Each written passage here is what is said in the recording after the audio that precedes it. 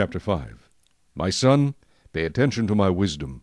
Lend your ear to my understanding, that you may preserve discretion, and your lips may keep knowledge. For the lips of an immoral woman drip honey, and her mouth is smoother than oil. But in the end she is bitter as wormwood, sharp as a two-edged sword. Her feet go down to death, her steps lay hold of hell. Lest you ponder her path of life, her ways are unstable, you do not know them. Therefore hear me now, my children, and do not depart from the words of my mouth.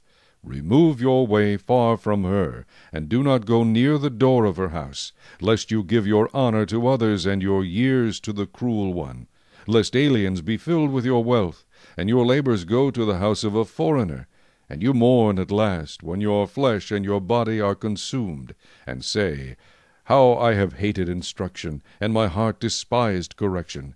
I have not obeyed the voice of my teachers, nor inclined my ear to those who instructed me.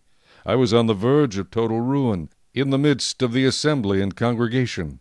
Drink water from your own cistern, and running water from your own well. Should your fountains be dispersed abroad, streams of water in the streets, let them be only your own, and not for strangers with you. Let your fountain be blessed, and rejoice with the wife of your youth. As a loving deer and a graceful doe, let her breast satisfy you at all times, and always be enraptured with her love. For why should you, my son, be enraptured by an immoral woman, and be embraced in the arms of a seductress? For the ways of man are before the eyes of the Lord, and he ponders all his paths. His own iniquities entrap the wicked man, and he is caught in the cords of his sin. He shall die for lack of instruction, and in the greatness of his folly he shall go astray.